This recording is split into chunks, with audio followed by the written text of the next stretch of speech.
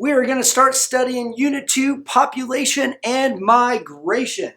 Some of the things that we are going to cover: distribution of populations, a thing called the carrying capacity, how much can a land carry in number of people, density, and there's 3 types of it, which I do admit I might not have known, and population pyramids.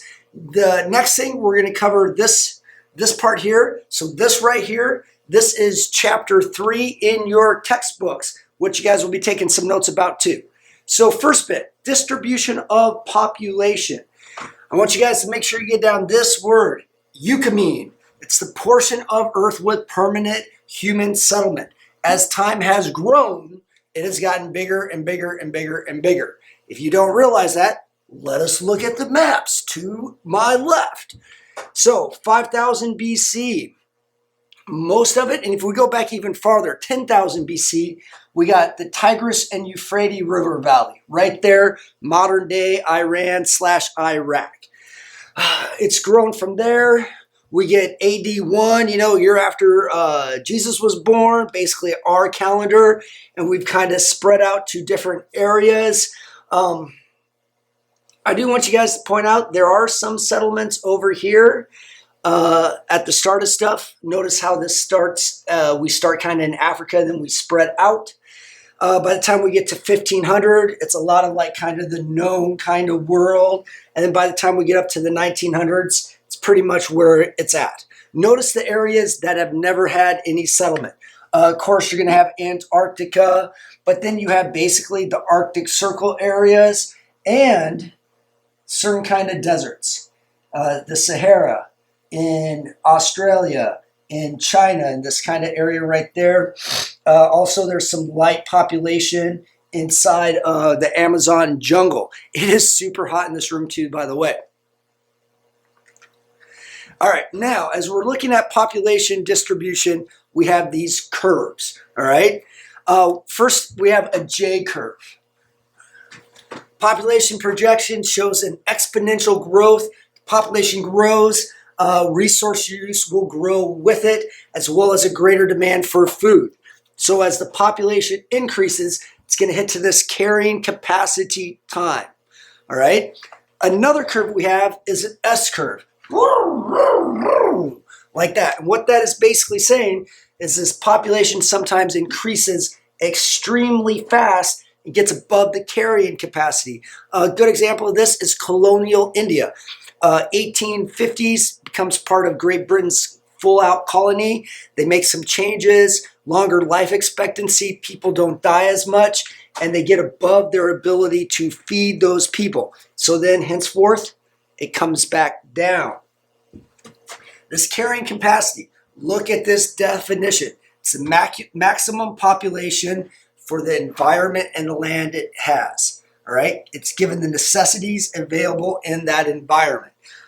Think about the carrying capacity of Charles City, Floyd County. We do not have as many people as what we could probably actually carry, so we have abundance, we have extra stuff. All right, population density. The basic one is arithmetic density, total number of people divided by land area. So you would take America, 320 odd some million, divided by our total area. All right, that's arithmetic density, the basic part of it. Enables the comparison of number of people trying to live on a given piece of land in different regions of the world. You take America and you say you compare it to Japan, you compare it to like Taiwan, huge differences. Realize it's the same if we would say compare Iowa to New York, Iowa to California. Then you have the physiological density. Put a star by this one. This one I think is really, really interesting. Number of people supported by unit of arable land.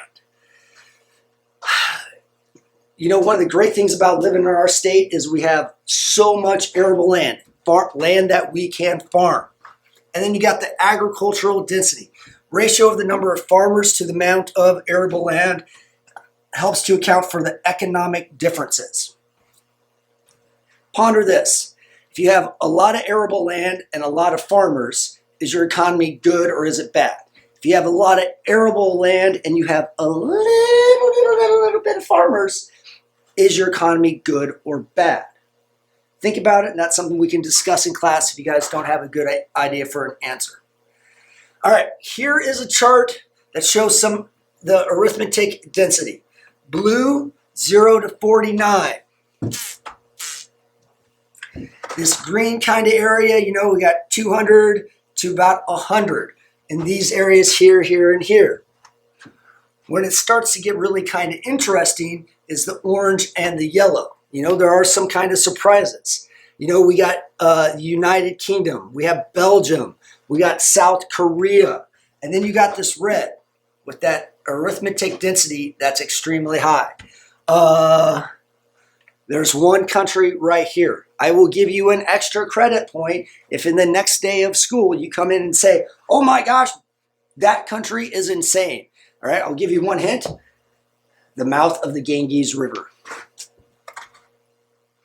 All right, now if we take that same chart here, memorize it, go back to this chart, now we got arable land. All right, so persons per square kilometer of arable land. If you look in America, we have about below 500 people per square kilometer. I have no concept of what a kilometer is. I'm still on like standard measurements. So we got that in America, Canada. We have that in lots of Europe and in Russia. Areas where they don't have that as much, right? You can see those here. I think Egypt's a really good looking example. What river in Egypt is probably the basis for all arable land? And now let's go and compare that to farmers per square kilometer. Notice how America, think back to that question I asked you earlier, has not very many farmers per square kilometer. Neither does Europe, neither does Brazil / Uruguay and Paraguay, which is the South American breadbasket. Iowa is in the American breadbasket. But then we do have areas where they have lots of farmers. And here, interesting point, India has one of the highest rates of farmers committing suicide because of the COVID shutdowns and also maybe because there's so many farmers. Lots of farmers, hard to make a living, not as much land to farm. Now, let's get into population pyramids. This is one of the big things for human geography. All right, it's charts that show the percentages or the actual number of each group in a total population divided by the gender. Poor countries, the chart is shaped like a pyramid. Infant mortality rates are probably higher. Life expectancy is shorter. Let's go to Guatemala, all right? Infant mortality rates are higher. You might look at this and say, oh, there's a whole bunch of kids there. But we got to think, why is there so many kids being born? Because they die so frequently, all right? And these are the kids that live. And then their life expectancy is shorter. And as this comes up, you can see this 16% of the population roughly, as they get older, they are dying quicker and quicker and quicker, all right? You can see overall poor countries. This is Pakistan. Now, population pyramids have several different types of information, all right? Let's look at some of this and kind of break down a chart. We are going to make one of these for Floyd County. First off, it's population in people and as a percentage of men and women. So that's going to be on this side, male, female side. We also have population people as a percentage of women. I already said that. That's the female side.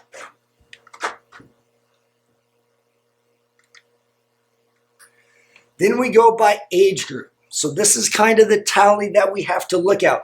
And the age group plus the population, female and male, is going to give us some idea for that country. All right?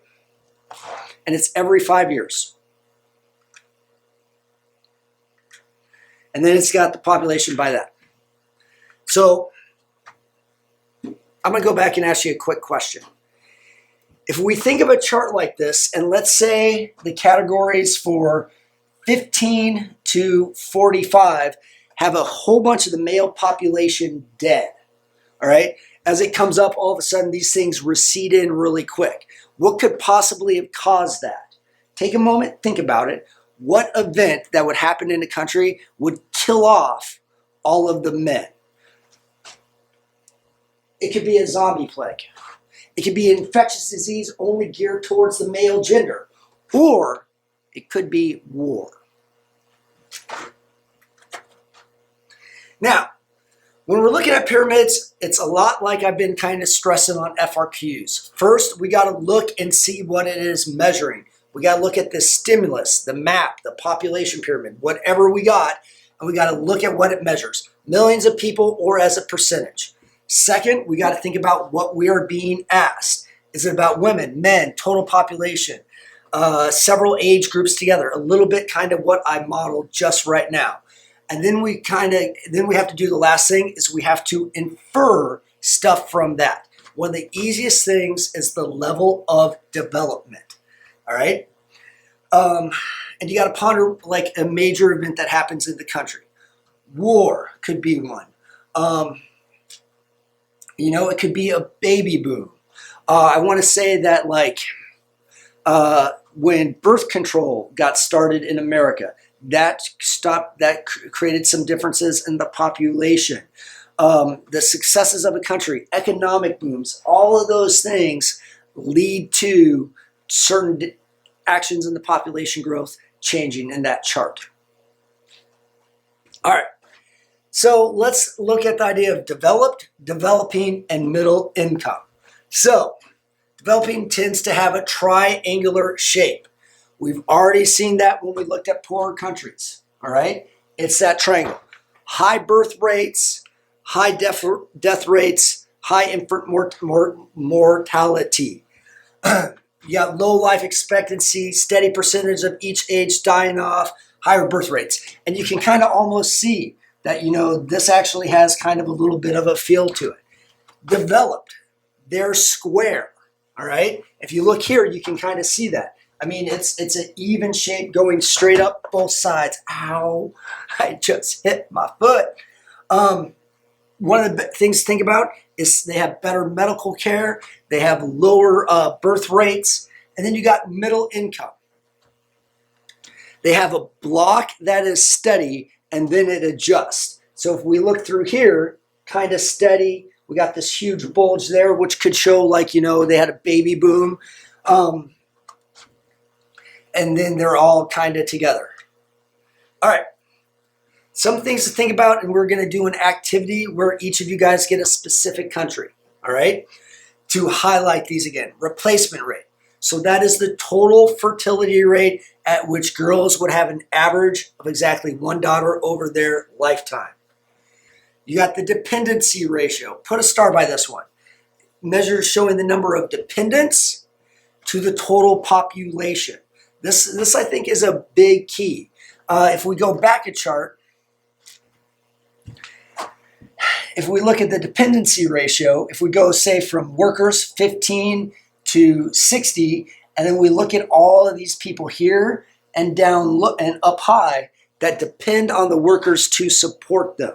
That's a huge key to talk about how good a country might or might not be doing. And then a demographic equation.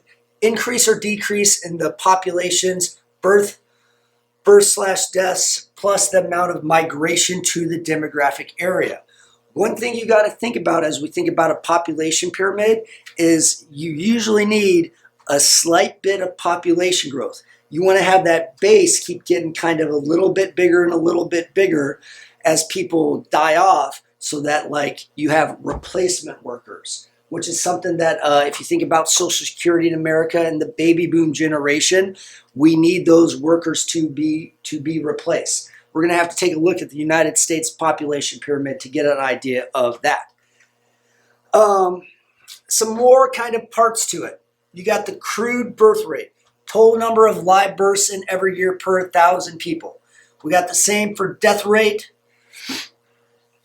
Then you got the RNI, percentage by which a population grows in a year, the natural rate of increase. And that's the difference between births/deaths. You got the doubling time, which is highly, highly important. China, we don't necessarily need to worry about. India is a country where you got to be like, it's a little freaky there. You also got the total fertility rate, average number of children a woman will have in her childbearing years. And that is that. We're going to do things where we got to look at Floyd County. You guys are going to make your own population pyramid for a country. And we're also going to have to do a thing where you guys are going to do another guided Cornell notes for chapter 3. Have a great one, and I'll see you next time.